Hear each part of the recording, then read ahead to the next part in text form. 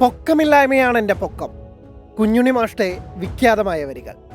ആ പൊക്കമില്ലായ്മ ഇന്ത്യക്ക് സമ്മാനിച്ചത് ഒരു ലോകകപ്പാണെന്ന് പറഞ്ഞാൽ അത്ഭുതപ്പെടേണ്ട. ആ കഥ ഇങ്ങനെയാണ്.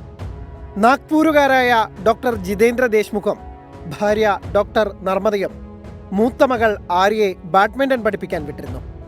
ഒരു നാൾ ഇളയവൾ ദിവ്യയെയും അവിടെ ചേർത്തു. ദിവ്യയ്ക്കെന്ന് 4-5 വയസ്സ് കാണും. എന്നാൽ പൊക്കം കുറവായതിനാൽ നെറ്റ്സിന്റെ താഴെ തൊടാൻ പോലും ദിവ്യയ്ക്കാവുമായിരുന്നില്ല. ഇതോടെ ബാഡ്മിൻ്റൺ മോഹങ്ങൾ ഉപേക്ഷിക്കുകയല്ലാതെ വഴിയില്ലാതായി. യാദൃശ്ചികത എന്നോണം അതേ ബിൽഡിങ്ങിൽ ചെസ് പഠിപ്പിക്കുന്ന ഒരു അക്കാദമി കൂടിയുണ്ടായിരുന്നു. ദിവ്യയെ മാതാപിതാക്കൾ അവിടെ ചേർത്തു. അന്നവർ കരുതിയിരുന്നില്ല അത് ചരിത്രത്തിലേക്കുള്ള വഴിയൊരുക്കലായിരുന്നെന്ന്.